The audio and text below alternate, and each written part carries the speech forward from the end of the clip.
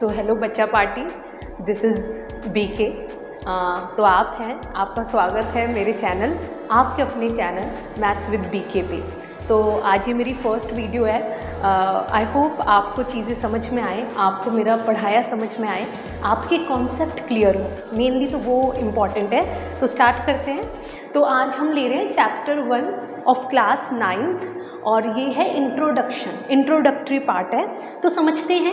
Basically introductory part का मतलब है कि यहाँ पर हम समझेंगे कि कैसे ये चैप्टर जो है वो नंबर सिस्टम, जो इसका नाम रखा गया है, ये इसे कैसे पूर्ण करता है, नंबर सिस्टम का यहाँ मतलब क्या है, इस चैप्टर में हम क्या पढ़ने वाले हैं। ठीक है, तो शुरू करते हैं। अच्छा चलिए, आप मुझे बताइए कि सबसे पहले जब आपने मैथ्स पढ़नी स्टार्ट की थी, या सबसे पहले जब नंबर्स आपकी दुनिया में आए, तो सबसे पहले हमने कौन से नंबर्स के साथ स्टार्टिंग की थी?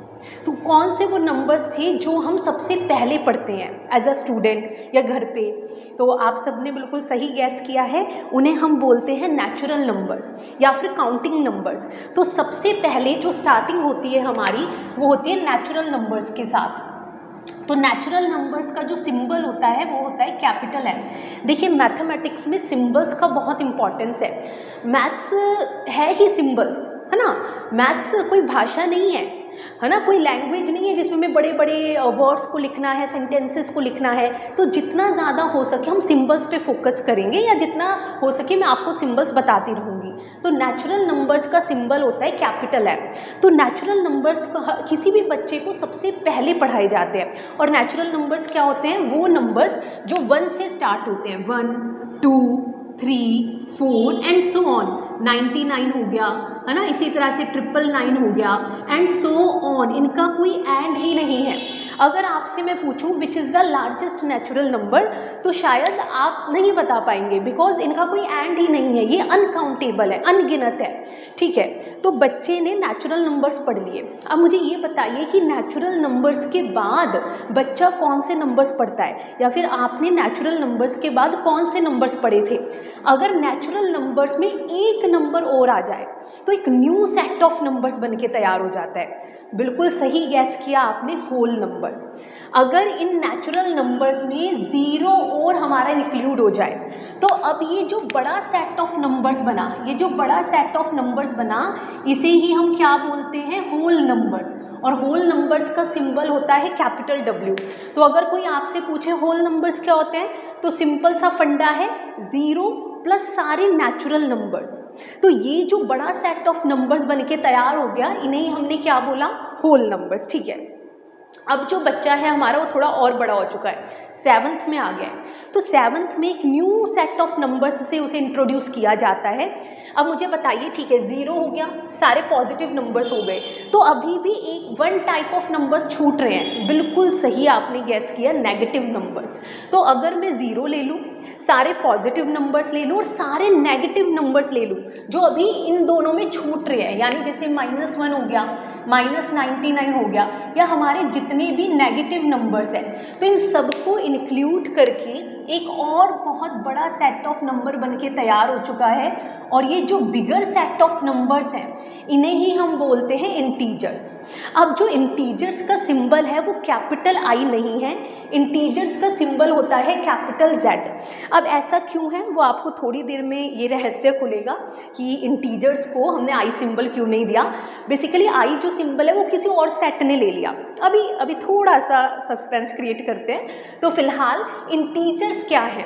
तो इंटीजर्स एक और भी बहुत बड़ा सेट ऑफ नंबर्स हैं जिसमें 0 भी है, 0 के राइट में सारे पॉजिटिव नंबर्स भी हैं, और 0 के लेफ्ट में सारे नेगेटिव नंबर्स भी हैं। तो ये जो बड़ा सेट ऑफ नंबर बन के तैयार हो चुका है, इन्हें ही हम क्या बोलते हैं? इंटीजर्स बोलते हैं। ठीक है, अब मुझे बताइए, आप 9th का ये चैप्टर है, तो हम सब ने 8th पढ़ी।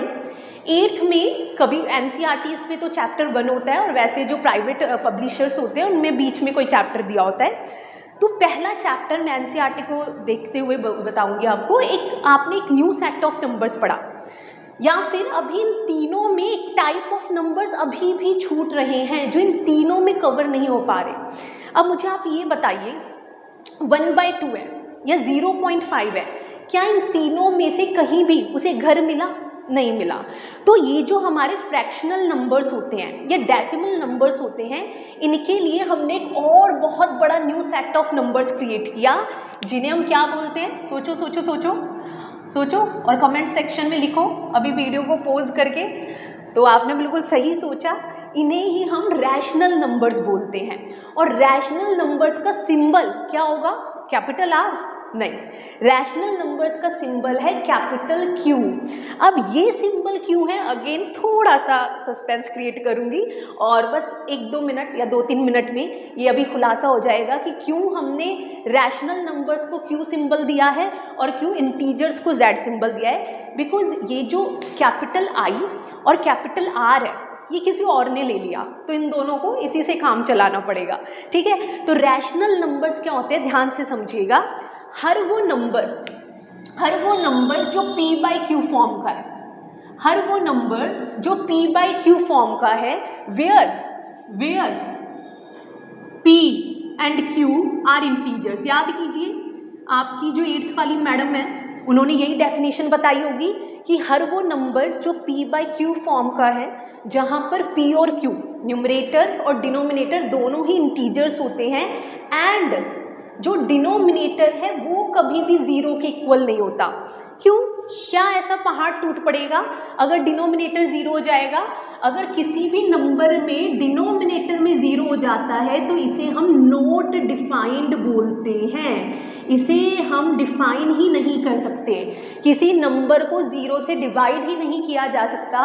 So this is called not defined, और ये किसी भी तरह का नंबर हमारा नहीं होता है। ठीक है, ये पाप है मैथ्स की दुनिया में और ये नंबर्स की कैटेगरीज से आउट हो जाता है। ठीक है, तो रैशनल नंबर के एग्जांपल्स अगर मैं आपसे पूछूं कि रैशनल नंबर्स के मुझे एग्जांपल्स बताइए, तो फॉर एग्जांपल 1/2 है ना, 3/4, 9.5, -7.8 etcetera and so on. Again rational numbers भी बहुत सारे हैं, अनगिनत हैं। ठीक है, तो सबसे पहले नेचुरल नंबर्स आते हैं। नेचुरल नंबर्स में 0 और आ जाए तो एक और सेट बनता है whole numbers. Whole numbers, natural numbers और नेगेटिव नंबर्स भी ले ले तो इंटीजर्स बन जाते हैं।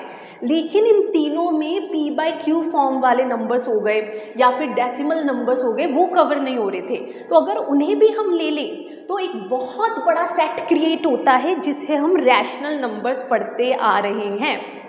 बट माय क्वेश्चन इज, क्या ये जो मैथ्स की दुनिया है या आपने अभी तक जितने भी नंबर्स पढ़े उनमें सिर्फ रैशनल नंबर्स ही थे, या कुछ नंबर्स ऐसे भी हैं जो तो इसमें से किसी घर में आके नहीं बैठे, यानी जो रैशनल नहीं है? ऑब्वियसली अगर कोई नंबर इन तीनों में आके बैठ रहा है तो वो रैशनल होगा ही होगा, बिकॉज हर नंबर को, ये 3 कैटेगरीज के हर नंबर को हम p बाई क्यू फॉर्म में लिख सकते हैं नीचे 1 लगा के। ठीक है, अब मुझे एक बात बताइए, हमने क्लास 8th में चैप्टर पढ़े थे 2, square and square root, cube and cube root. तो हमने कुछ इस तरह के नंबर्स पढ़े थे। फॉर एग्जाम्पल मैंने लिया √2, है ना, √2 हो गया, या हमने लिया √5, या हमने लिया √7 या √11 and so on etcetera. Basically ऐसे नंबर्स जो रूट में फंसे हुए हैं और बेचारे रूट से बाहर आने की कोशिश तो कर रहे हैं पर रूट से बाहर आ नहीं पा रहे। अब क्या ये नंबर्स रैशनल हैं? रैशनल की क्या डेफिनेशन होती है?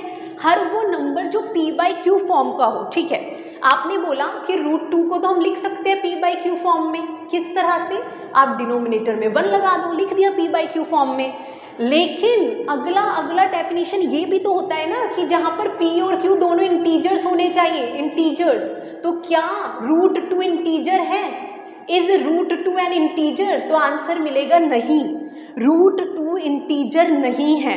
इट मीन्स ये जो अंडर रूट में फंसे हुए नंबर्स हैं, कहीं ना कहीं ये रैशनल नहीं है। रैशनल नहीं है तो ये नंबर्स है क्या? सॉरी। तो हमने इनके लिए एक न्यू सेट बना के क्रिएट किया। भाई इन्हें भी तो रहने के लिए घर चाहिए ना। हम इन नंबर्स को भी बहुत ज़्यादा यूज़ करेंगे। अभी आने वाली क्लासेस में मैं आपको समझाऊंगी कि कैसे, देखो इन सब का आपको पता है कि इन्हें कैसे प्लस करना है, माइनस करना है, मल्टीप्लाई करना है, डिवाइड करना है, आपने खूब पढ़ा इन सब का। लेकिन अब इम्पॉर्टेंट है कि इन नंबर्स को कैसे प्लस माइनस मल्टीप्लाई या डिवाइड करना है। तो अभी आने वाली क्लासेस में मैं इनका क्लियर करने वाली हूँ। तो मैं वहीं आती हूँ अपने क्वेश्चन पे कि फिर इन नंबर्स को हम बोलते क्या हैं। अगर ये रैशनल नहीं है तो इन्हें हम बोलेंगे क्या? इन नंबर्स को बोला जाता है, ध्यान से सुन लीजिए, जो रैशनल नहीं है उसे हम बोलते हैं इर्रैशनल नंबर्स। सो इर्रैशनल नंबर्स क्या है? लेमैन भाषा में बोले तो विच आर नॉट रैशनल, जो रैशनल नहीं है। और आपको पता है इन्हें हमने क्या सिंबल दिया है? इर्रैशनल नंबर्स का जो सिंबल है वो कैपिटल आई है, कैपिटल आई। तो दैट्स वाई हमने रैशनल इंटीजर्स को कैपिटल आई नहीं दिया, बिकॉज वो सिंबल तो किसी और को देना था, है ना? ठीक है। अब एक थैला है रैशनल नंबर्स का और एक थैला है इर्रैशनल नंबर्स का। इन दोनों को उठा के मैंने एक बड़े थैले में डाल दिया। तो एक बड़ा थैला जिसमें रैशनल भी हैं, सारे रैशनल नंबर्स भी हैं हमारे, और इर्रैशनल नंबर्स भी हैं। तो इन दोनों को मिलाकर, रैशनल प्लस इर्रैशनल नंबर्स को मिलाकर ही बोला जाता है real numbers. Real numbers. So what are real numbers? Real numbers क्या होते हैं? रियल नंबर्स का मतलब है simply rational plus irrational numbers. और रियल नंबर्स को जो सिंबल दिया है, गैस कीजिए क्या होगा? जी बिल्कुल, कैपिटल आर। रियल नंबर्स का सिंबल कैपिटल आर है, इसलिए रैशनल नंबर्स को कॉम्प्रोमाइज करना पड़ा, उन्हें सिंबल क्यों मिला। समझ में आया आपको कि बेसिकली रियल नंबर्स होते क्या हैं? दुनिया भर के जितने रैशनल और इर्रैशनल है उन सबको मिलाकर ही हमारे रियल नंबर्स बनते हैं। तो अब आपकी दुनिया में सिर्फ रैशनल नहीं है, इर्रैशनल नंबर्स भी हैं, ठीक है। और इन्हीं नंबर्स के बारे में ये पूरे थ्रू आउट द चैप्टर हम पढ़ेंगे। चैप्टर का नाम नंबर सिस्टम है, तो नंबर सिस्टम में हमने समझा कि किस तरह के नंबर से हम डील करने वाले हैं, रैशनल प्लस इर्रैशनल, या बोल लीजिए रियल नंबर्स। अब एक सवाल छोड़ के जा रही हूँ जिसे मैं आगे आने वाली वीडियो में कवर करने वाली हूँ। What is pi? आपको कमेंट सेक्शन में अगर आंसर पता है तो लिखिएगा, और अगर नहीं पता तो आने वाली वीडियो में थोड़ा सा वेट कीजिएगा, मैं ये क्लियर करूँगी कि पाई कौन सी कैटेगरी में आता है। तो व्हाट इज पाई? आपको सोचना है पाई क्या होता है। पाई जो है वो रैशनल नंबर है। इज पाई रैशनल और एन इर्रैशनल नंबर। तो मिलते हैं आप सभी से नेक्स्ट वीडियो में। Okay, bye bye.